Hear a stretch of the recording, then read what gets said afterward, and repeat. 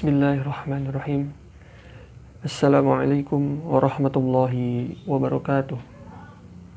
Hamdan wa syukranillah, salaman wa ala rasulillah, wa ala alihi wa sahbihi wa mawalah. Asyhadu an la ilaha illallah wa asyhadu anna Muhammadan abduhu wa rasuluh, la nabiyya ba'dah. Allahumma salli wa sallim ala sayyidina wa habibina wa syafi'ina wa maulana Muhammadin wa ala alihi wa sahbihi ajma'in, amma ba'd. Faqad qala Allah ta'ala fil Qur'anil Karim wa huwa ashdul qa'ilin. A'udzu billahi minasy syaithanir rajim. Bismillahirrahmanirrahim. Ya ayyuhalladzina amanu taqullaha haqqa tuqatih wa la tamutunna illa wa antum muslimun. Wa qala aidan, ya ayyuhalladzina amanu kutiba alaikumus syiyam kama kutiba alal ladzina min qablikum la'allakum tattaqun. Wa qala an-nabiyyu sallallahu alaihi wasallam,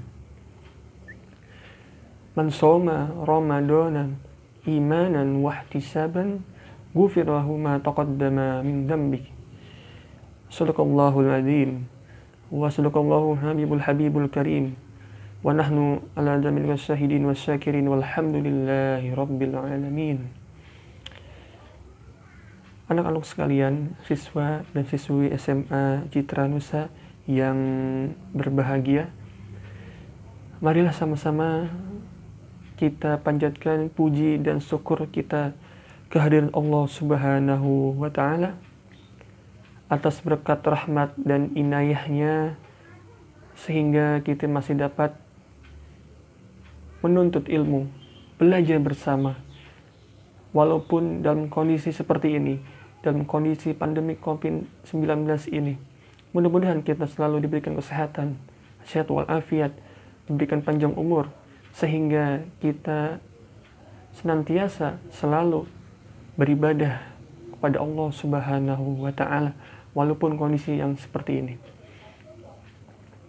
Kemudian tak lupa salat dan salam senantiasa kepada Nabi kita, Nabi besar Muhammad sallallahu alaihi wasallam, pada keluarganya, para sahabatnya, para pengikutnya, yang mudah-mudahan kita selaku umatnya mendapatkan syafaatul uzma di yaumil qiyamah nanti. Amin. Amin ya rabbal alamin. Siswa dan siswi SMA Citra Nusa yang Bapak banggakan, kondisi kita seperti ini merupakan adalah ujian dari Allah Subhanahu wa Ta'ala, yaitu dalam rangka meningkatkan kualitas keimanan dan ketakwaan kita kepada Allah Subhanahu wa Ta'ala. Walaupun kita lebih banyak di rumah, tapi jangan sampai kita meninggalkan hal-hal yang wajib, terutama khususnya alhamdulillah kita sudah sampai kepada bulan Ramadan, yang pada saat ini adalah di pertengahan bulan Ramadan. Mudah-mudahan kita selalu diberikan kesehatan, yaitu mudah-mudahan agar kita bisa maksimal dalam beribadah di bulan Ramadan tahun ini. Amin. Amin ya rabbal alamin. Baik, marilah sama-sama kita buka kegiatan Ramadan kita kali ini, yaitu tahun ini kita namakan dengan kegiatan amanah. Amanah adalah kesingkatan dari Amaliyah Ramadan di rumah. Marilah sama-sama kita buka dengan membaca basmalah sama-sama. Bismillahirrahmanirrahim. Baik, materi kita yang pertama yaitu mengenai akidah dan akhlak. Apa itu akidah dan apa itu akhlak? Akidah merupakan kepercayaan atau keyakinan kita, khususnya dalam hal ini adalah akidah Islamiyah, atau meyakini bahwasanya Allah Subhanahu wa Ta'ala adalah Tuhan kita. Tiada Tuhan selain Allah, la ilaha illallah, Dan Nabi Muhammad SAW adalah utusan Allah, khatamun nabiyyin wal mursalin, penutup para nabi dan para rasul. Asyhadu an la ilaha illallah wa asyhadu anna Muhammadan abduhu wa rasuluh la nabiyya ba'da. Membicarakan tentang akidah, biasanya kita lebih mengenal kata iman. Apa sih iman itu? Sebelum kita menjelaskan apa sih iman itu, mungkin ketika Bapak mengajar di kelas kalian, Bapak sudah sering kali mengajarkan bahwasanya atau membicarakan apa sih iman, ya.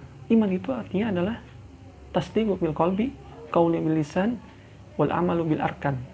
Iman itu 3, ya.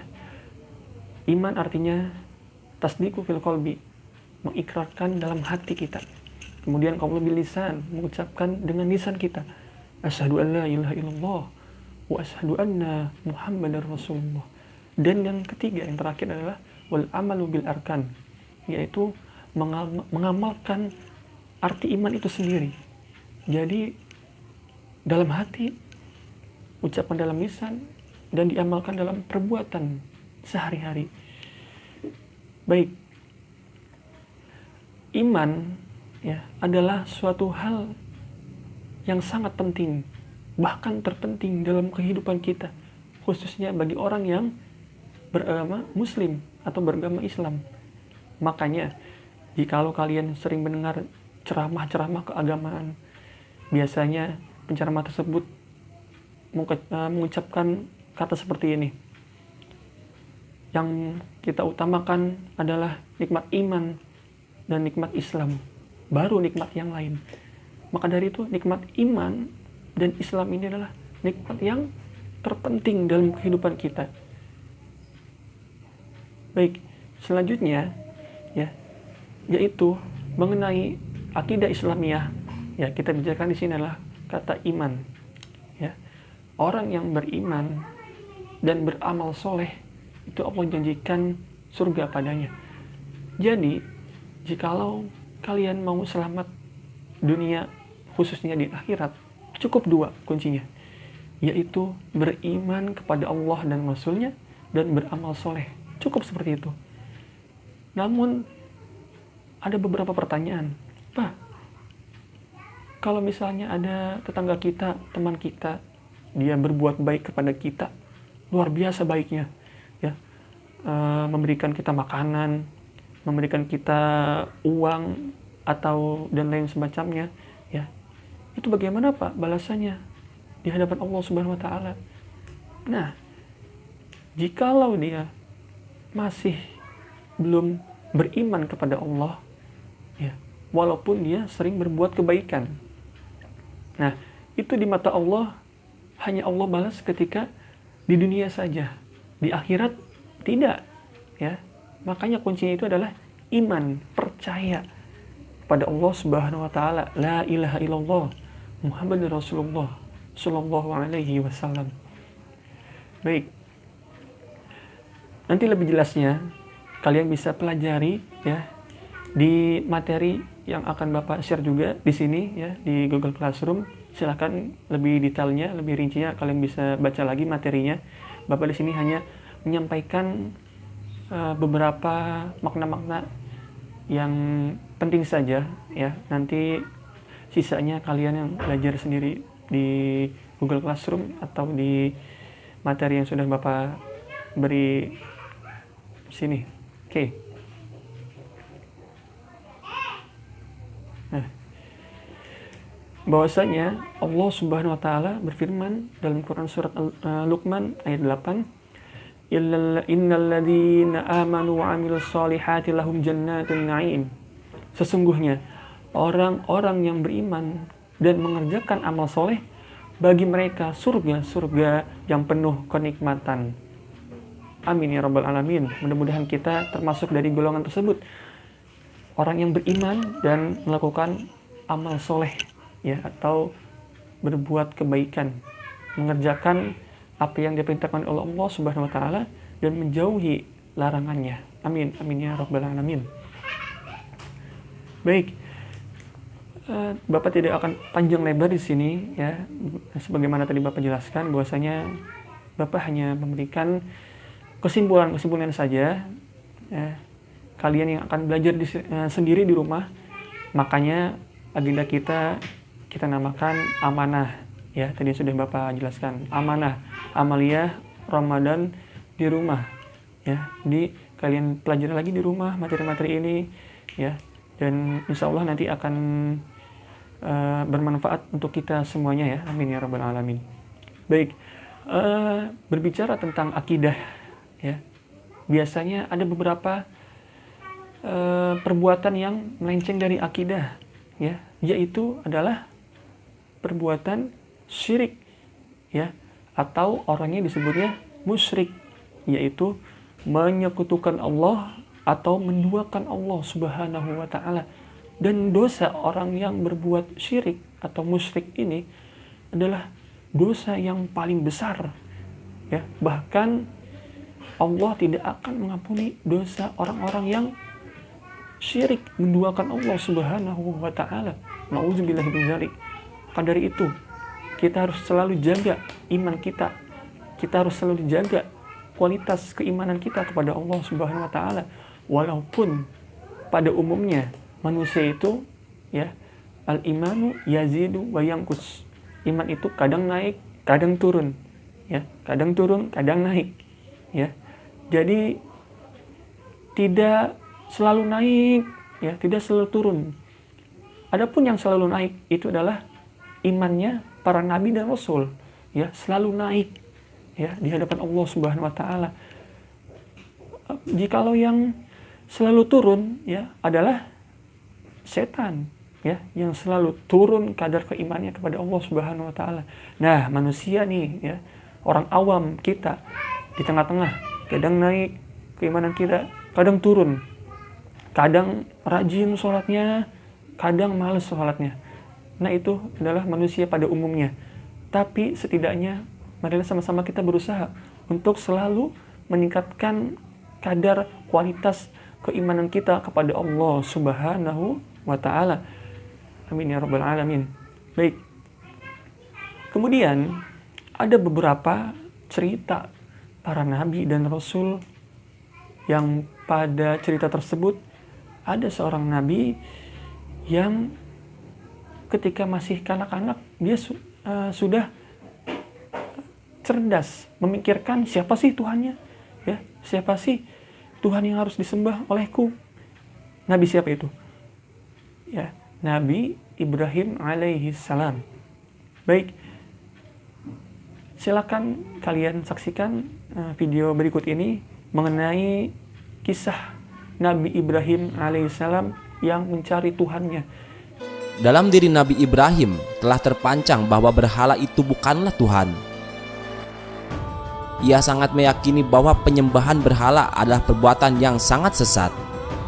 Kemudian timbul pertanyaan dalam pikiran Nabi Ibrahim, siapa Tuhan yang menciptakan langit dan bumi serta isinya?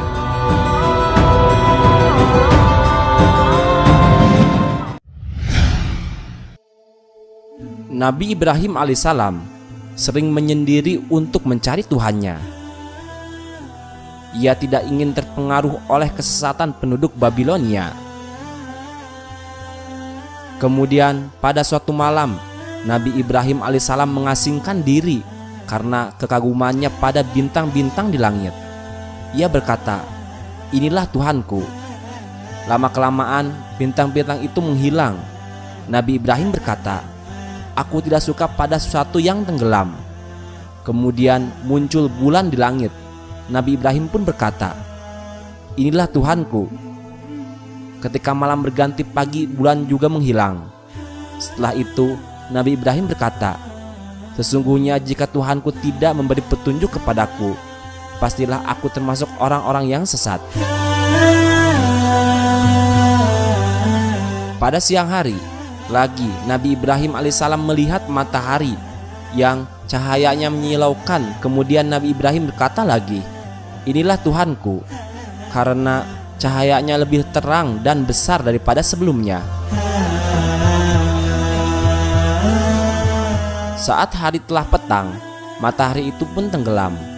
Keyakinan terhadap matahari pun menjadi sirna. Nabi Ibrahim tidak meyakini benda-benda yang dilihat itu sebagai Tuhannya. Selanjutnya, Nabi Ibrahim berkata kepada kaumnya, sebagaimana yang terdapat dalam Al-Quran surat Al-An'am ayat 78 sampai dengan 79, serta Al-Quran surat Al-Fusilat ayat 37. Hai kaumku, sesungguhnya aku terlepas diri dari apa yang kamu persekutukan. Sesungguhnya aku menghadapkan diri kepada Rob yang menciptakan langit dan bumi dengan cenderung kepada agama yang benar, dan aku bukanlah termasuk orang-orang yang mempersekutukan Tuhan. Dan di antara tanda-tanda kekuasaannya ialah malam, siang, matahari, dan bulan, bukan untuk disembah, tetapi sembahlah Allah, zat yang menciptakan semua itu, jika kamu hendak beribadah secara benar. Setelah Nabi Ibrahim alaihissalam tahu bahwa satu-satunya yang harus disembah adalah Allah subhanahu wa ta'ala, sang pencipta alam semesta ini, ia kemudian mengajak kaumnya untuk menyembah Allah subhanahu wa ta'ala. Pada awalnya Nabi Ibrahim alaihissalam berdakwah kepada ayahnya. Ia tidak ingin ayahnya berada dalam kesesatan selama-lamanya. Akan tetapi ayah yang dicintainya justru menolak dakwah yang diajarkan oleh Nabi Ibrahim alaihissalam, hingga sampai ayahnya wafat dalam keadaan kafir. Nauzubillah. Wallahu alam bisawab. Alhamdulillah, sudah kita saksikan ya bersama-sama mengenai cerita tentang Nabi Ibrahim alaihissalam yang mencari Tuhannya siapa. Ya, ternyata Tuhannya adalah Tuhan kita bersama, yaitu Allah subhanahu wa ta'ala. Ya, baik, kita ke materi selanjutnya, ya, yaitu tentang akhlak. Ya, akhlak yang pertama adalah akhlak kita kepada orang tua. Nah, berbuat baik kepada orang tua atau birrul walidain, hukumnya adalah wajib, ya, wajib, harus, ya. Jikalau kita durhaka kepadanya, naudzubillah min zalik, ya. Makanya dalam suatu hadis menyatakan bahwasanya ridhollahi fi ridho walidain, wasutullahi wasutu walidain. Ridhonya Allah itu terletak pada ridhonya orang tua, ya, dan murkanya Allah terletak pada murkanya orang tua, ya. Maka dari itu kita harus selalu berbuat baik kepada orang tua kita, ya, apapun latar belakangnya, ya, apapun pekerjaannya, ya, apapun latar ekonominya, ya, semuanya, biar bagaimanapun mereka adalah orang tua kita yang melahirkan kita, ya, yang membesarkan kita sampai saat ini. Makanya dalam Quran surat Al-Isra ayat 23 Allah berfirman, a'udzubillahi minasyaitonir rajim, wa qada rabbuka alla ta'budu illa iyya wa bil walidaini ihsan. Ya, Allah melarang kita untuk berbuat syirik, ya, menduakan Allah, ya, menyembah patung, menyembah berhala, memuja gunung, ya, memuja lautan, ya, percaya kepada ramalan, ya, zodiak dan semacamnya itu, ya, itu adalah perbuatan syirik, ya, musyrik. Naudzubillahi min zalik. Sebagaimana tadi Bapak jelaskan, ya, Allah tidak akan mengampuni dosa orang yang berbuat syirik atau musyrik. Naudzubillahi min zalik. Ya, maka dari itu, ya, kita harus selalu berbuat kepada orang tua, berbuat baik kepada orang tua. Ya, bahkan ayat tersebut menyandarkan perintah berbuat kepada orang tua, ya, atau birrul walidain, ya, disandarkan setelah kata dilarang untuk menduakan Allah. Jadi kita bisa mengambil kesimpulan bahwasanya sangat begitu penting, sangatlah wajib bagi kita, ya, untuk berbuat baik kepada kedua orang tua kita, baik ayah maupun ibu kita, ya. Sebagaimana dalam kisah suri Tauladan, ya, ada pada dahulu seorang yang bernama Uwais Al-Qarni. Mungkin sebagian dari kalian sudah pernah mendengarkan ceritanya, ya, tapi Bapak akan jelaskan kembali, ya, dengan video berikut ini, ya, yang menjelaskan tauladan dari seorang anak yang sangat berbakti, berbuat baik kepada orang tuanya, ya. Khususnya di sini adalah seorang anak yang berbakti kepada ibunya, ya. Bagaimana ceritanya? Ya, kita saksikan sama-sama, ya, tontonan video berikut ini. Di Yaman tinggal seorang pemuda bernama Uwais Al-Qarni. Ia adalah pemuda yang soleh dan sangat berbakti kepada ibunya. Ibunya adalah seorang wanita tua yang lumpuh. Uwais senantiasa merawat dan memenuhi semua permintaan ibunya. Hanya satu permintaan yang sulit untuk dikabulkan, yaitu menghajikan ibunya. Uwais terenung. Perjalanan ke Mekah sangatlah jauh melewati padang pasir tandus yang sangat panas. Orang-orang biasanya menggunakan unta dan membawa banyak perbekalan. Namun Uwais sangat miskin dan tidak memilikinya. Singkat cerita, akhirnya Uwais menggendong ibunya berjalan kaki dari Yaman ke Mekah. Uwais berjalan tegap menggendong ibunya tawaf di Ka'bah. Ibunya terharu dan bercucuran air mata setelah melihat Baitullah. Di hadapan Ka'bah, ibu dan anak itu berdoa, "Ya Allah, ampuni semua dosa ibu," kata Uwais. Lalu ibunya berkata, "Bagaimana dengan dosamu?" tanya ibunya. Uwais menjawab, "Dengan terampunnya dosa ibu, maka ibu akan masuk surga. Cukuplah ridho dari ibu yang akan membawaku ke surga." Allah pun memberikan karunia-Nya. Uwais seketika itu juga disembuhkan dari penyakit sopaknya yang membuat tubuhnya belang-belang. Hanya tertinggal bulatan putih di tengkuknya. Kelak, itulah tanda untuk Umar bin Khattab dan Ali bin Abi Thalib untuk mengenali Uwais. Suatu ketika, beliau berdua sengaja mencari Uwais di sekitar Ka'bah, karena Rasulullah SAW berpesan, "Di zaman kamu nanti akan lahir seorang manusia yang doanya sangat makbul. Kamu berdua pergilah cari dia. Dia akan datang dari arah Yaman. Dia dibesarkan di Yaman. Dia akan muncul di zaman kamu. Carilah dia. Kalau berjumpa dengan dia, minta tolong dia berdoa untuk kamu berdua." Dua sahabat Nabi ini pun mencari Uwais sepeninggalan Nabi Muhammad, dan pada akhirnya mereka dipertemukan oleh Allah. Dua sahabat Nabi ini dapat mengenali Uwais karena tanda putih di tengkuknya, karena Nabi telah memberitahu ciri-ciri Uwais. Saat bertemu Uwais, akhirnya Khalifah Umar dan Ali memohon agar Uwais membacakan doa dan istighfar untuk mereka. Uwais enggan dan berkata, "Sayalah yang harus minta doa pada kalian." Mendengar perkataan Uwais, Khalifah berkata, "Kami datang ke sini untuk mohon doa dan istighfar dari Anda, seperti yang dikatakan Rasul sebelum wafatnya." Karena desakan kedua sahabat ini, Uwais akhirnya mengangkat tangan berdoa dan membacakan istighfar. Setelah itu, Khalifah Umar radhiyallahu anhu berjanji untuk menyumbangkan uang negara dari Baitul Mal kepada Uwais untuk jaminan hidupnya. Segera saja Uwais menampiknya dan berkata, "Hamba mohon supaya hari ini saja hamba diketahui orang. Untuk hari-hari selanjutnya, biarlah hamba yang fakir ini tidak diketahui orang lagi." Beberapa tahun kemudian, Uwais Al-Qarni berpulang ke rahmatullah.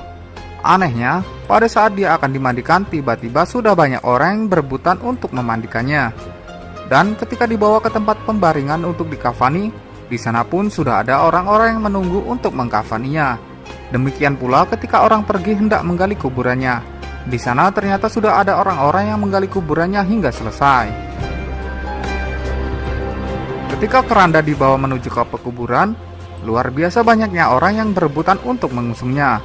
Sedemikian banyaknya orang yang tak dikenal berdatangan untuk mengurus jenazah dan pemakamannya.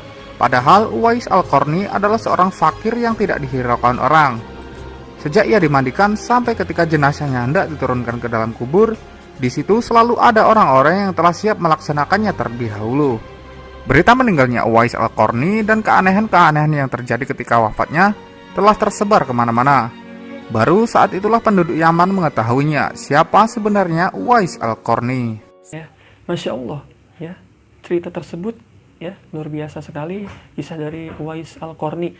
Makanya dijuluki yaitu adalah penduduk langit, ya, seperti itu, ya, karena saking istimewanya, spesialnya, ya, Uwais Al-Qarni ini di mata Allah Subhanahu wa Ta'ala yang sangat berbakti kepada ibunya, ya, ibu dari Uwais Al-Qarni ini. Baik, ya, langsung saja kita ke akhlak yang kedua, ya, adab ya, yaitu yang kedua adalah akhlak atau adab kepada guru kita. Nah, ini nih ya.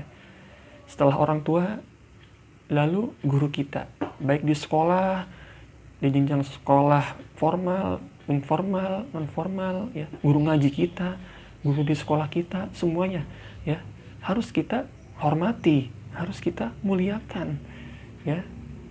Karena kedudukan guru di sini sangatlah tinggi derajatnya, ya. Orang yang berilmu guru itu, ya. Bahkan dalam surat Fatir ya ayat 28 ya menjelaskan bahwasanya Allah berfirman, orang yang paling takut kepada Allah adalah para ulama, para guru. Makanya Allah muliakan para ulama tersebut, Allah muliakan para guru tersebut, ya. Makanya Islam mengajarkan kita, menyuruh kita untuk berbuat baik kepada guru-guru kita, ya. Salah satunya yang pertama adalah taat kepada guru kita, ya. Ditaati segala perintahnya, ya, di dalam perkara yang baik, yang halal, yang tidak keluar dari syariat Islam, ya. Itu harus ditaati perintahnya dari guru kita, ya. Kemudian yang kedua yaitu ketika bertemu, ya, dengan guru kita, sudah semestinya kita menyapanya, ya, memberikan salam, ya, kemudian bersalaman, ya, walaupun kondisi seperti ini. Nah, kita kembali kondisi seperti ini, ya. Kondisi seperti ini sedang maraknya pandemi COVID-19. Bagaimana caranya? Ya udah, tidak perlu bersentuhan, gitu kan, ya. Assalamualaikum Pak, Assalamualaikum Bu, gitu, ya. Senyum. Makanya 3S juga kan, sekolah kita sudah terapkan juga, gitu kan, 3S, yaitu senyum, sapa, salam. 3S pokoknya itu ya harus kita terapkan dalam kehidupan kita sehari-hari, terutama untuk guru-guru kita, ya, di sekolah seperti itu. Kemudian, nah, ini ada beberapa akhlak atau adab siswa kepada gurunya. Mungkin kita, sebagian dari kita belum mengetahuinya, ya. Mungkin seringkali kita kita laksanakan hal seperti ini padahal dilarang, ya. Contohnya, ya, pertama, ketika duduk di hadapan guru kita, ya, haruslah sopan. Salah satunya dengan menundukkan kepala, ya. Bahkan dalam kitab Ta'limut Ta'lim, gitu kan, menjelaskan bahwasanya kita dilarang untuk duduk di tempat duduknya guru kita, ya. Itu akhlak. Kita bicara tentang akhlak, ya. Bukan berarti wah itu haram Pak segala macam. Memang, ya, tidak ada ayat Quran yang menjelaskan bahwasanya kita dilarang untuk duduk di tempat duduknya guru-guru kita, para ulama. Tapi kita bicara tentang akhlak, ya, akhlak antara siswa pada gurunya, ya. Makanya kita janganlah seperti itu, ya. Ketika ada guru datang, hormati, muliakan. Kemudian jangan mengejeknya, jangan menghinanya, baik di hadapannya langsung, ya, ataupun di belakangnya. Nah, nauzubillah min dzalik. Makanya salah satu orang memiliki ilmu, ya, orang yang belajar bertahun-tahun, ya, tapi kurang keberkahan di dalamnya, salah satunya adalah dampak dari dia tidak menghormati gurunya, ya. Nauzubillah min dzalik, ya. Makanya jika ada orang yang memiliki akhlak yang baik namun ilmunya sedikit, pas-pasan, ya, itu lebih baik di mata Allah Subhanahu wa Ta'ala dibandingkan dengan orang yang berilmunya banyak, ilmunya luar biasa, luas, ya, tahu ini, tahu itu segala macam, tapi akhlaknya nol, tidak ada. Nah, itu lebih buruk, ya, daripada orang yang memiliki akhlak baik tapi ilmunya cuma sedikit. Nah, itu, ya. Makanya derajat akhlak itu bisa disandingkan atau di atas dari ilmu itu sendiri, ya. Bahkan para ulama lebih lama belajar akhlak daripada belajar ilmu, ya. Saking pentingnya akhlak, ya, baik akhlak kepada orang tua, kepada teman kita, kepada guru-guru kita, itu luar biasa, ya. Harus kita amalkan dalam kehidupan sehari-hari, ya. Harus berakhlak yang baik, berakhlakul karimah, ya. Amin ya rabbal alamin. Baik, di sini, ya, membicarakan tentang akhlak, ya kita sudah bahas akhlak kepada orang tua kita, kemudian akhlak kepada guru kita, dan yang terakhir ya akhlak atau adab, etika kepada orang-orang yang terkena wabah penyakit COVID-19. Pak, kok pembahasannya ke situ sih Pak? Nah, inilah ya, kita harus bisa menghubungkan dalam kehidupan kita sehari-hari. Masalah kita saat ini apa? Ya, sedang maraknya pandemik COVID-19, ya, corona. Nah, kita harus kaitkan dengan peristiwa tersebut. Makanya ada beberapa hal yang sangat penting dalam beradab, beretika kepada orang-orang yang terkena penyakit tersebut. Ya, sebagaimana di zaman Rasulullah SAW itu sudah ada ya wabah penyakit seperti ini. Ya, namanya itu adalah penyakit taun, sejenis penyakit lepra, sejenis kusta lah gitu kan, penyakit kulit yang sangat berbahaya. Ya, bahkan mungkin bisa lebih berbahaya daripada COVID-19 ini. Ya, mungkin kalau COVID-19 ini pemerintah menganjurkan kita untuk physical distancing, social distancing, ya di rumah saja gitu kan. Nah, tapi ya penyakit taun ini ya, ketika zaman Rasul ini lebih parah, lebih berbahaya, bahkan sudah mencapai udara. Ya, jadi itu menular dengan cara udara itu pergi kemana gitu kan, kemudian ada orang yang keluar rumah aja gitu kan. Nah, jadi dia terkena penyakit tersebut dan kemungkinan besar akan meninggal dunia. Bahkan banyak sekali para sahabat Rasul yang meninggal dunia dikarenakan karena penyakit tersebut. Ya, saking berbahayanya penyakit taun tersebut. Ya, nah di sini Bapak akan tayangkan video mengenai bagaimana sih cara kita sebagai umat yang beragama, umat Islam khususnya, ya, dalam menyikapi wabah penyakit COVID-19 ini, ya, agar kita menjadi orang-orang yang selalu benar, ya, dalam menyikapi suatu permasalahan, ya, seperti itu. Bagaimana selanjutnya, ya, kalian saksikan video berikut ini. Wabah atau penyakit menular sudah dikenal sejak zaman Nabi Muhammad SAW. Pada masa itu, wabah yang cukup dikenal adalah pes dan lepra. Nabi pun melarang umatnya untuk memasuki daerah yang terkena wabah. Lalu apakah itu pes, lepra maupun penyakit menular lain? Rasulullah bersabda, "Jika kalian mendengar tentang wabah-wabah di suatu negeri, maka janganlah kalian memasukinya. Tetapi jika terjadi wabah di suatu tempat kalian berada, maka janganlah kalian meninggalkan tempat itu." Hadis riwayat Bukhari dan Muslim. Ini merupakan metode karantina yang telah diperintahkan Nabi Muhammad SAW untuk mencegah wabah tersebut menjalar ke negara-negara lain. Untuk memastikan perintah tersebut dilaksanakan, Nabi Muhammad mendirikan tembok di sekitar daerah yang terjangkit wabah dan menjanjikan bahwa mereka yang bersabar dan tinggal akan mendapatkan pahala sebagai mujahid di jalan Allah. Sedangkan mereka yang melarikan diri dari daerah tersebut diancam malapetaka dan kebinasaan. Peringatan kehati-hatian pada penyakit lepra juga dikenal luas pada masa hidup Nabi Muhammad SAW. Rasulullah menasihati masyarakat agar menghindari penyakit lepra. Dari hadis Abu Hurairah, Imam Bukhari meriwayatkan bahwa Rasulullah bersabda, "Jauhilah orang yang terkena lepra seperti kamu menjauhi singa." Di masa Khalifah Umar bin Khattab, wabah kolera menyerang negeri Syam. Khalifah Umar bersama rombongan yang saat itu dalam perjalanan menuju Syam terpaksa menghentikan perjalanannya. Umar pun meminta pendapat kaum Muhajirin dan kaum Ansor untuk memilih melanjutkan perjalanan atau kembali ke Madinah. Sebagian dari mereka berpendapat untuk tetap melanjutkan perjalanan dan sebagian lagi berpendapat untuk membatalkan perjalanan. Umar pun kemudian meminta pendapat sesepuh Quraisy yang kemudian menyarankan agar khalifah tidak melanjutkan perjalanan menuju kota yang sedang diserang wabah penyakit.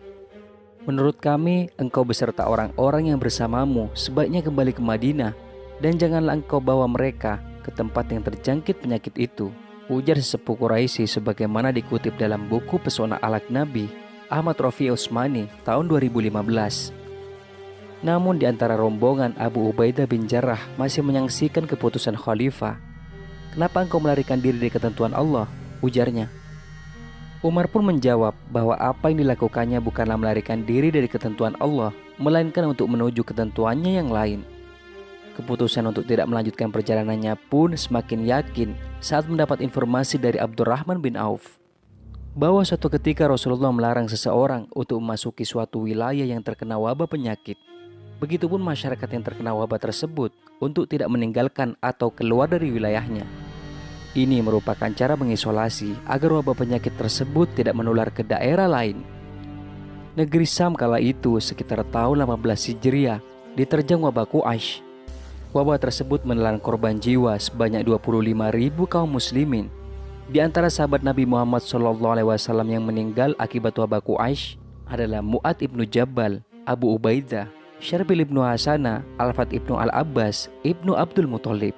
Alhamdulillah ya, sudah kita saksikan sama-sama ya video mengenai bagaimana sih ya cara kita untuk menyikapi penyakit seperti ini ya. Jadi zaman Rasul tuh sudah ada memang ya, tadi sudah dijelaskan dalam video tersebut bagaimana cara menyikapinya dan lain semacamnya seperti itu ya.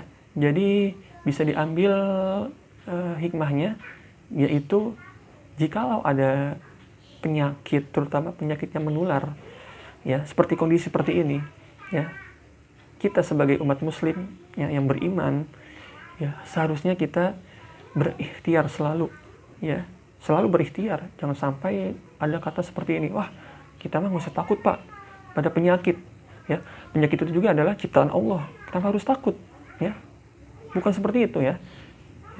Dalam kondisi seperti ini kita harus selalu berikhtiar juga ya, harus ada usahanya.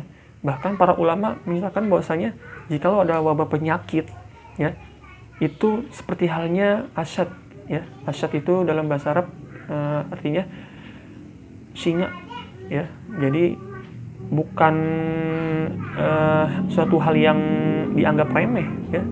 Ketika ada binatang buas ya, kita harus menghindar ya dan menjauhinya. Nah, seperti itu para ulama menjelaskan ya, kita harus berikhtiar agar selalu dilindungi dari wabah penyakit tersebut.